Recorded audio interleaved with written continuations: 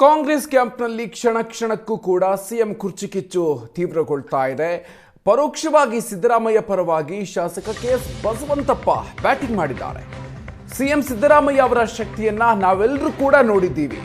ಕರ್ನಾಟಕದಲ್ಲಿ ಸಿದ್ದರಾಮಯ್ಯ ಒಂದು ಶಕ್ತಿಯಾಗಿ ಹೊರಹೊಮ್ಮಿದ್ದಾರೆ.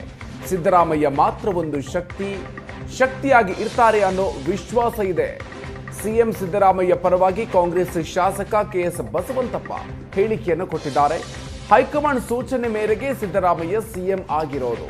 ಇನ್ನೆರಡು ದಿನಗಳಲ್ಲಿ ಗೊಂದಲಗಳಿಗೆ ಹೈಕಮಾಂಡ್ ತೆರೆ ಎಳೆಯಲಿದೆ ಅಂತ ಮಾಯಕೊಂಡ ಕ್ಷೇತ್ರದ ಕಾಂಗ್ರೆಸ್ ಶಾಸಕ ಕೆಎಸ್ ಬಸವಂತಪ್ಪ ಹೇಳಿಕೆ ಕೊಟ್ಟಿದ್ದಾರೆ. ರಾಜ್ಯ ರಾಜಕಾರಣದಲ್ಲಿ ಸಿಎಂ ಕುರ್ಚಿಗಾಗಿ ಫೈಟ್ ಜೋರಾಗಿದೆ. ಒಂದೆಡೆ ಡಿಕೆಶಿ ಆಪ್ತ ಬಣದ ಶಾಸಕರು ದೆಹಲಿ ಟೂರ್ ಮಾಡ್ತಾ ಇದ್ದರೆ, ಮತ್ತೊಂದಷ್ಟು ಜನ ಸಿದ್ದರಾಮಯ್ಯನವರ ಪರ ಬ್ಯಾಟ್ ಬೀಸ್ತಾ ಇದ್ದಾರೆ. ಮತ್ತೊಂದಷ್ಟು ಜನ ಕ್ಷೇತ್ರದಲ್ಲಿಯೇ ಇದ್ದು ತಟಸ್ಥವಾಗಿ ಉಳಿದುಕೊಂಡಿದ್ದಾರೆ. ಈಗ ನಮ್ಮ ಜೊತೆಗೆ ದಾವಣಗೆರೆ ಜಿಲ್ಲೆ ಮಾಯಕೊಂಡ ವಿಧಾನಸಭಾ ಕ್ಷೇತ್ರದ ಕಾಂಗ್ರೆಸ್ ಶಾಸಕರಾದಂಥ ಕೆಎಸ್ ಬಸವಂತಪ್ಪನವರು ಇದ್ದಾರೆ. ಬನ್ನಿ ಅವ್ರ ಜೊತೆ ಮಾತಾಡೋಣ. ಸರ್, ಏನು ಹೇಳಕ್ಕೆ ಬಯಸ್ತೀರಿ ಈ ಕುರ್ಚಿ ಕಚ್ಚಾಟದ ಬಗ್ಗೆ? ಯಾವಾಗ ಬಗೆಹರಿಯುತ್ತೆ ಅಂತೀರಿ ಅಂತ?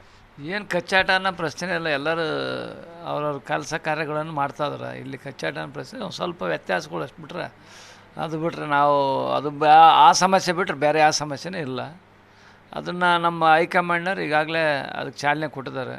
ನಮ್ಮ AICC ಅಧ್ಯಕ್ಷರಾಗಿರ್ತಕ್ಕಂಥ ಮಲ್ಲಿಕಾರ್ಜುನ ಖರ್ಗೆ ಸಾಹೇಬ್ರು ಈಗೆಲ್ಲ ಬಂದು ಎಲ್ಲ ಕೂಲಂಕುಷವಾಗಿ ಮಾಹಿತಿಯನ್ನು ತಗೊಂಡಾರ. ಏನೋ ನಿರ್ಣಯ ತಗೋಬೇಕು ಅನ್ನೋದು ಇನ್ನೊಂದು 2-3 ದಿನದಲ್ಲೇ ಅದಕ್ಕೊಂದು ಪರಿಹಾರ ಕಂಡುಹಿಡಿತಾರೆ. ಅಲ್ಲ, ಈ ಹಿಂದೆನೂ ನೀವು ಹೇಳಿದ್ರಿ ಸಿದ್ದರಾಮಯ್ಯನವರು ಒಂದು ಶಕ್ತಿ. ಸಿದ್ದರಾಮಯ್ಯನವರ ಹೆಸರಿಂದನೇ ಕೆಲವೊಂದಿಷ್ಟು ಜನ ಪ್ರಥಮ ಬಾರಿ ಶಾಸಕರಾಗಿ ಆಯ್ಕೆ ಆದರು. ಮುಂದಿನ ಚುನಾವಣೆಯೂ ಸಹ ಅವ್ರು ನಿಲ್ಲಬೇಕು, ಅವ್ರ ನೇತೃತ್ವ ಇರಬೇಕು ಅನ್ನೋ ಅಲ್ಲ, ಅವರು ಈಗ ಅವರ ಒಂದು ಶಕ್ತಿಯನ್ನು ಎಲ್ಲರೂ ನಾವು ನೋಡಿದ್ದೀವಿ. ಈಗ ಮೊನ್ನೆ ನಾವು ಶಾಸಕರ ಆಗ್ತಕ್ಕಂಥವ್ರಿಗಿರ್ಬೋದು, ಲೋಕಸಭಾ ಚುನಾವಣೆ ಇರ್ಬೋದು, ಎಲ್ಲ ಅವ್ರ ಶಕ್ತಿಯನ್ನು ನಾವು ಪ್ರದರ್ಶನ ನೋಡಿದ್ದೀವಿ. ಹಂಗಾಗಿ ಅವರ ಒಂದು ಶಕ್ತಿ ಇರೋದ್ರಿಂದ, ಒಬ್ಬ ಶಕ್ತಿಯಾಗಿ ಹೊರಹೊಮ್ಮಿದ್ರಿಂದ ನಾವು ಅವರಿದ್ದರೂ ಸಹ ನಮಗೆ ಒಂದು ಪಕ್ಷಕ್ಕೆ ಒಂದು ಶಕ್ತಿಯಾಗಿರ್ತಾರೆ ಅಂತಕ್ಕಂಥ ಒಂದು ಭಾವನೆ. ಸಿದ್ದರಾಮಯ್ಯ ಇದ್ದರೂ ಒಂದು ಶಕ್ತಿ. ಹೌದೌದು.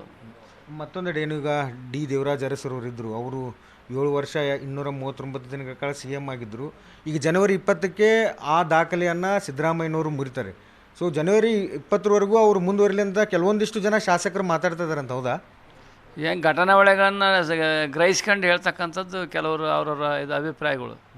ವೈಯಕ್ತಿಕವಾಗಿ ನಿಮಗೆ DKC ಅವ್ರ ಬಗ್ಗೆ, ಸಿದ್ದರಾಮಯ್ಯನವ್ರ ಬಗ್ಗೆ ಏನು ಹೇಳಕ್ಕೆ ಬಯಸ್ತೀರಾ ಒಂದು ವರ್ಡಲ್ಲಿ? DKC ಮತ್ತು ಸಿದ್ದರಾಮಯ್ಯನವ್ರ ಬಗ್ಗೆ ಏನು, ಅವರು ನಮ್ಮ ಕಾಂಗ್ರೆಸ್ನ ನಾಯಕರುಗಳು. ಅವರು DKC ಅವ್ರ ಬಗ್ಗೆ ಹೇಳೋದು, ಅವರು ಒಬ್ಬ ನಮ್ಮ ಕಾಂಗ್ರೆಸ್ನ KPCC ಅಧ್ಯಕ್ಷರು. ಒಂದು ವೇಳೆ 5 ಶಾಸಕರು ಎಲ್ಲರೂ ಒಗ್ಗೂಡಿ ಒಂದು ಮನವಿ ಮಾಡೋಣ ಹೈಕಮಾಂಡ್ಗೆ, ಇವರೇ ಮುಂದುವರಲಿ ಅಥವಾ ದಲಿತ CM ಆಗಲಿ ಅಂತ ಅನ್ನೋ ಮಾತು ಬಂದರೆ ಎಲ್ಲರೂ ಒಗ್ಗೂಡಿ ಹೋಗ್ತಾರೆ ಹೈಕಮಾಂಡ್ ಬಳಿ. ಅದು ಅಂಥ ಘಟನೆ ಇನ್ನೂ ಎಲ್ಲಿ ಮರುಕಳಿಸಿಲ್ಲ.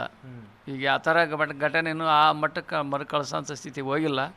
ಈಗ ಏನೇ ಇದ್ದರೂ ಸಹ ನಾಳೆ ಶನಿವಾರ ಮೀಟಿಂಗ್ ಸಭೆ ಸೇರಿ ನಮ್ಮ AICC ಅಧ್ಯಕ್ಷರು ಮತ್ತು ನಮ್ಮ ನಾಯಕರಾಗಿರ್ತಕ್ಕಂಥ ರಾಹುಲ್ ಗಾಂಧಿರು, ಸೋನಿಯಾ ಗಾಂಧಿ ಅವರ ಒಂದು ನಾಯಕತ್ವದಲ್ಲಿ ಒಂದು ಸಭೆ ಸೇರ್ತಾರೆ. ಆ ಸಭೆಯಲ್ಲೇ ಅಂತಿಮ ತೀರ್ಮಾನ ತಗೊಂಡು ಇದಕ್ಕೆ ಇಂತಿಸ್ರಿ ಆಡ್ತಾರೆ. ಈ ಸಂಪುಟ ಪುನಾರಚನೆ ಬಗ್ಗೆ ಏನು ಹೇಳಕ್ಕೆ ಬಯಸ್ತಾರೆ? ಸಂಪುಟ ಪುನಾರಚನೆ ಆದರೆ ಹೊಸಬರಿಗೆ ಅವಕಾಶ ಸಿಗಬೇಕು, ಇನ್ನು ದಲಿತ ಎಡ ಸಮುದಾಯಕ್ಕೆ ಅವಕಾಶ ಸಿಗಬೇಕು ಅನ್ನೋ ಒಂದು ಮಾತು.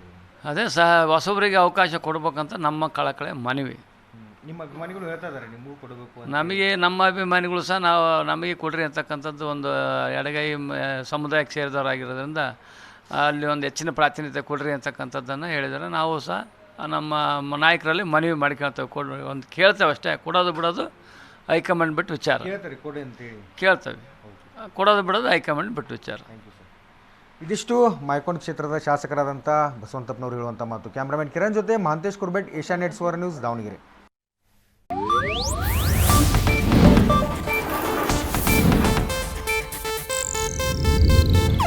ಇದು ಏಷ್ಯಾನೆಟ್ ನ್ಯೂಸ್ ನೆಟ್ವರ್ಕ್ ಪ್ರಸ್ತುತಿ.